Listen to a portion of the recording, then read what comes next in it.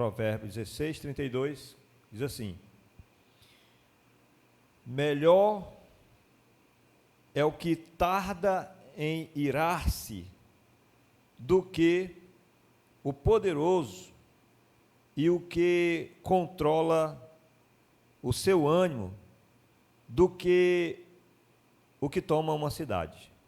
Melhor é o que tarda em irar-se do que o poderoso,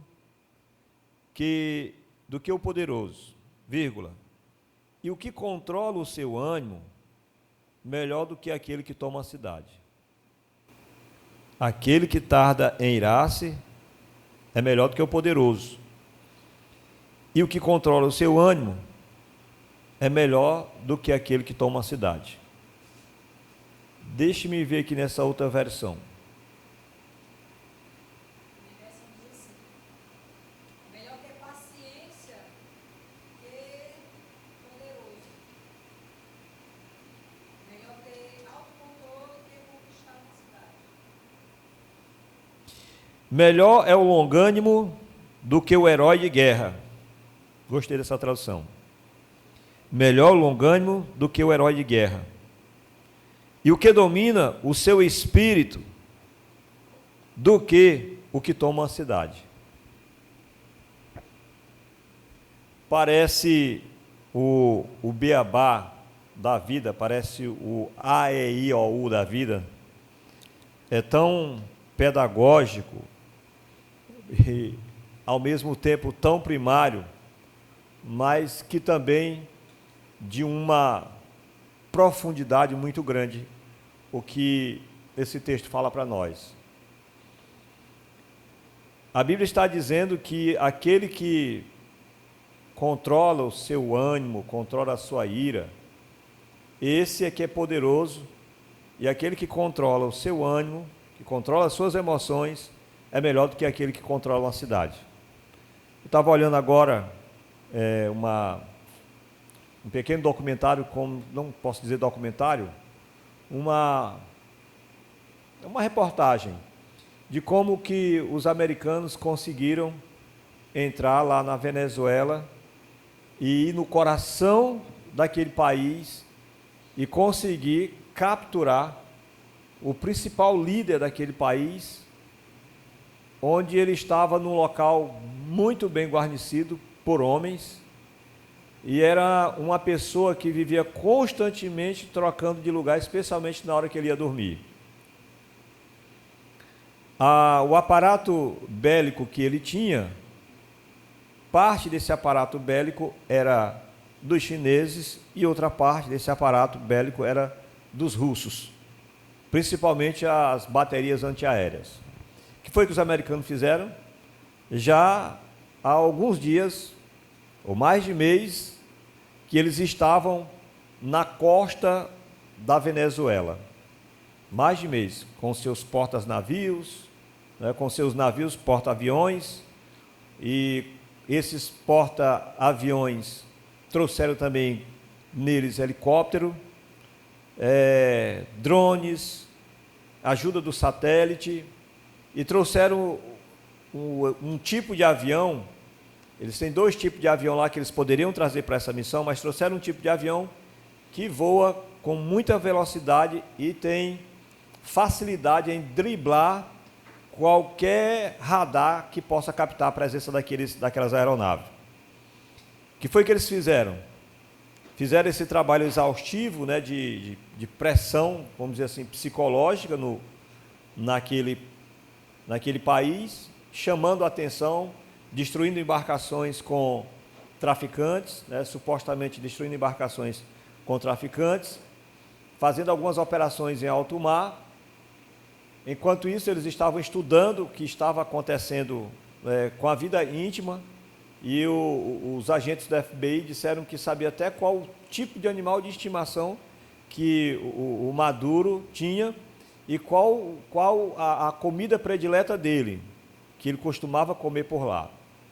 Então eles estavam sabendo praticamente tudo deles, estavam estudando bastante para poder entrar num país e num local específico, bem guardado, inclusive fala a reportagem que ele, antes de entrar num bunker, que é um local de proteção, antes que ele entrasse naquele bunker, a Força Especial Delta, né, Delta Force dos Estados Unidos, conseguiu capturá-lo antes que ele entrasse nesse bunker.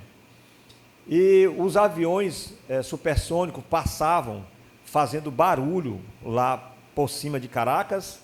Eles tinham cortado a fonte de energia, não sei como. Geralmente, eu estava olhando algumas apostilas do pessoal do Exército, né?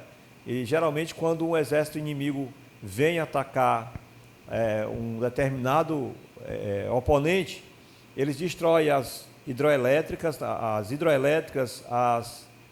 as termoelétricas, as usinas elétricas, as pontes, as principais rodovias e ferrovias daquele local, para deixar o inimigo sufocado sem ter para onde correr, sem ter poder de comunicação também.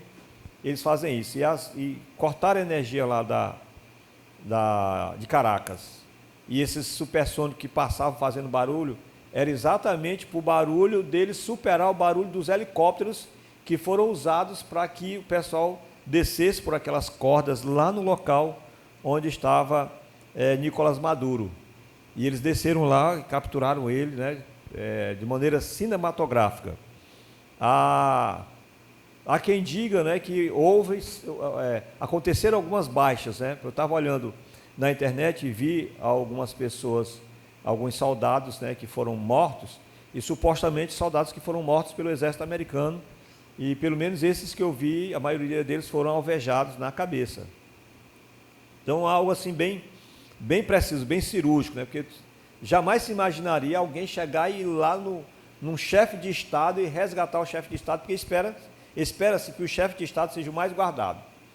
Mas, enfim, eles conseguiram retirar ele de lá e está preso, né? Está sendo julgado. Mas é um ato assim, né, fabuloso. Eu conversei com uma pessoa que mora a 1.000 quilômetros, que mora lá na Venezuela, mas que mora a 1.000 quilômetros lá de Caracas, né? E ele disse: olha, aqui a gente não sentiu muita coisa, porque aqui a gente não ouve barulho, nem coisa de nada, que para nós a vida seguiu normal. Então nós vamos dizer que os americanos conquistaram uma cidade. É algo grandioso. E eles precisaram de todo esse aparato bélico, né? Todo esse aparato tecnológico e militar, de treinamento. Disseram que eles replicaram o mesmo lugar onde eles iriam capturar Nicolás Maduro. Eles replicaram, construíram lá nos Estados Unidos um local com os mesmos cômodos, a mesma dimensão, e eles treinaram por vários dias entrando e saindo desse lugar, como eles iriam fazer para poder capturar. Algo assim bem eficiente mesmo. Então isso é grandioso, é admirável até. E como é que se pode vencer alguém assim? Fica muito difícil.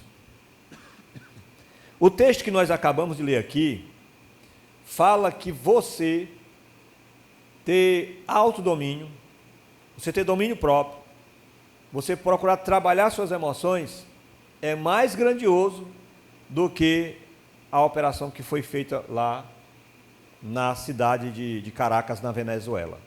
Com todo o investimento bélico, tecnológico, que os Estados Unidos fizeram, a Bíblia Sagrada diz que uma pessoa que tem o seu ânimo, que tem as suas emoções controladas, diz que é melhor do que uma conquista como essa. As nossas grandes perdas, os nossos maiores prejuízos, se você for analisar, eles deram-se por conta no momento em que nós perdemos o controle. No momento em que nós deixamos as nossas emoções aflorar. No momento em que nós deixamos os nossos desejos sobressair a nossa razão, a nossa cognição.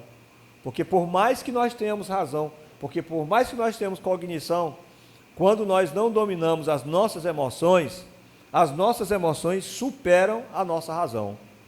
E aí você diz: eu sabia que não ia dar certo, mas eu acabei tentando, eu sabia que ia dar errado. Não tem uma época em que o Campeonato Brasileiro sofreu uma alteração e depois descobriram que tinha um árbitro que estava alterando os resultados, né? Isso eu acho que, não sei se foi nos anos 90, né? Que esse árbitro estava alterando os resultados da partida. Quando ele ia apitar uma partida, uma jogada na pequena área, ele dava pênalti. Um gol que entrava lá no adversário, ele dizia, não foi igual, anulava o gol, e assim. Então o árbitro alterou a partida desse jeito, né? O árbitro de futebol. Mas aí acabaram descobrindo, né, que esse árbitro estava se corrompendo, que estava ganhando muito dinheiro para isso, né? Futebol brasileiro, né, e mundial rola muito dinheiro.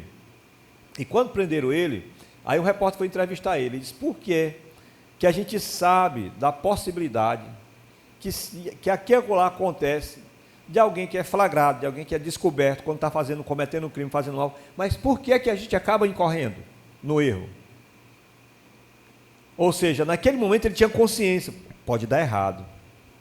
Já vi muitos casos de alguém que descobriu, mas eu vou tentar.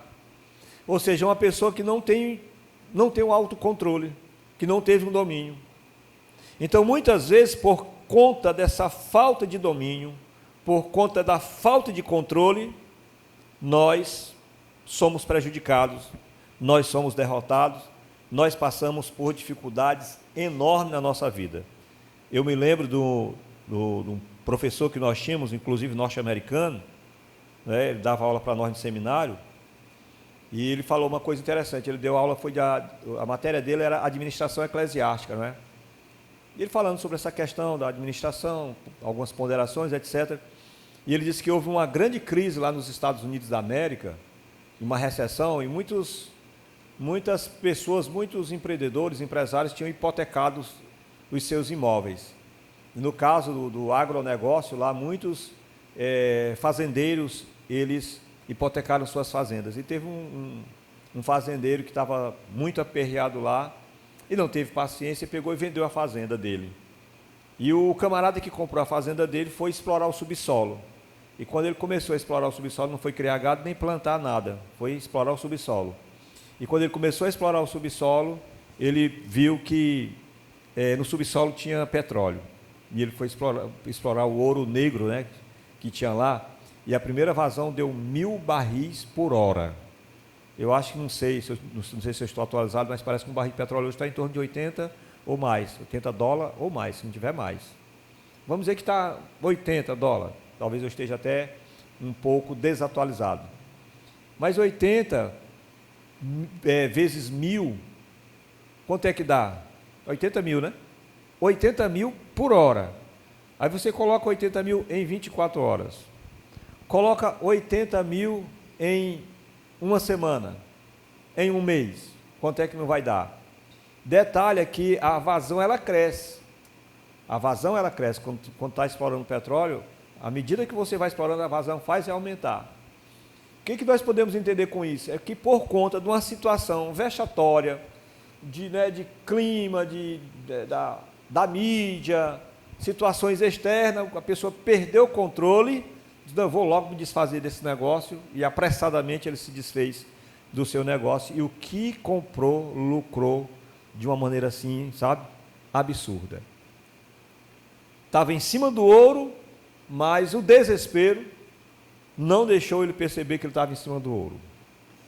E o texto de Provérbios que nós acabamos de ler, diz, eu gosto muito dessa tradução, diz assim, melhor é o longânimo do que o herói de guerra. O que domina o seu espírito do que o que toma uma cidade. Aqui está falando do longânimo, está também falando daquele que tem domínio próprio. O que domina o seu espírito do que o que toma uma cidade. Mas, pastor, como é que nós vamos fazer? Como é que a gente consegue resolver esse negócio, meu amigo? Porque só quem está na pressão é que sabe. Dependendo da pressão, vai depender muito da pressão, a gente não consegue não é fácil. Quando a gente está no pior, quando está no desespero, ou quando a gente, falando de emoção, quando a gente passa por uma grande raiva, alguém já disse que todo homem tem seu preço. E eu acredito que tem. Todo homem tem seu preço. Você só é o que você é porque alguém ainda não chegou ainda no valor que você tem. Porque se alguém chegar e botar o valor que você tem, dizem que o que dinheiro e taca muito não resolver, ninguém resolve, né? Diz que dinheiro muito e taca muito que não resolver, ninguém resolve. Mas todo homem tem seu preço. E Jesus nos deixou entender assim, que todo homem tem seu preço. Vai depender do preço que botarem em você. Você vai sair da sua estrutura, você vai sair, né, da sua linha, você vai sair, né, do seu controle.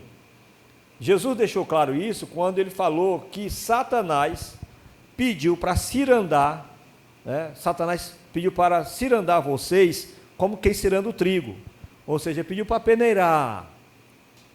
Eu fui que roguei ao Pai para que não deixasse isso acontecer.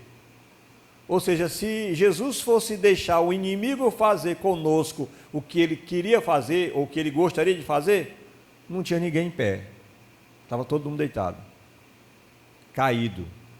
Não teria um esposo fiel, uma esposa fiel, não teria nenhum homem honesto, não teria nenhum cidadão probo, se o Senhor permitisse o inimigo das nossas almas fazer o que ele quer.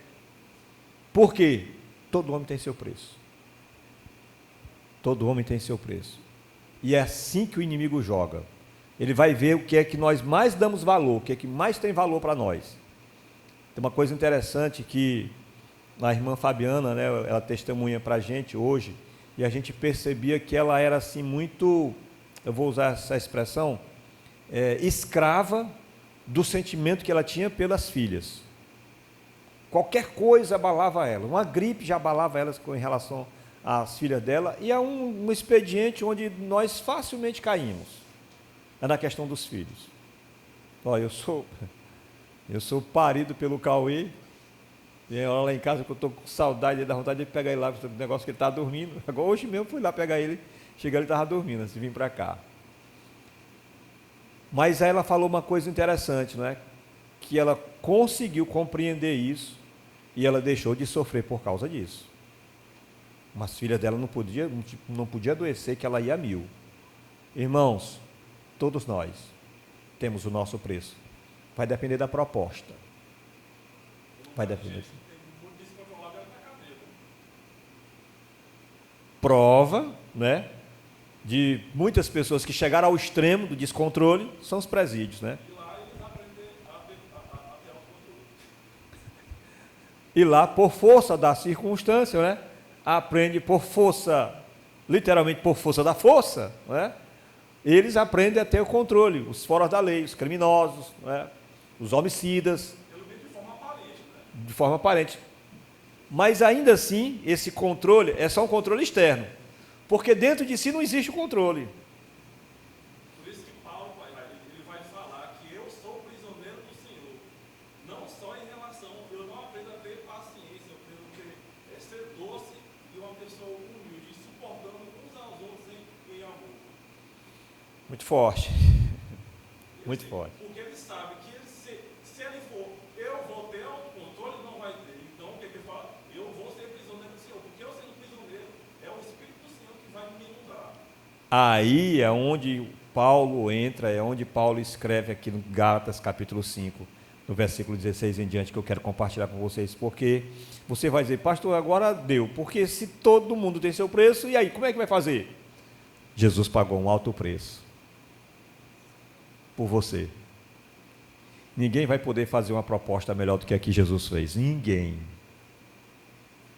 Não há nenhum Deus, dos deuses em que as outras pessoas servem, dos deuses que as outras pessoas adoram, não existe nenhum Deus capaz de descer do trono deles e morrer por causa de um súdito.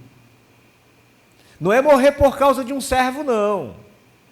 É morrer em favor do infeliz, de um desgraçado que não está nem aí para esse Deus, e esse Deus descer do céu, principalmente os deuses da mitologia grega. Vê se um desce, vê se Poseidon vai descer e morrer por um camarada que é um truculento, um homicida, um miserável, um desgraçado. Poseidon vai descer, eu vou morrer por ele. Não. Então foi pago um alto preço O seu preço já foi pago. O meu preço já foi pago. Ninguém vai poder oferecer, trazer uma proposta maior para mim, porque a maior proposta já foi ofertada para mim. A morte de Jesus na cruz do Calvário.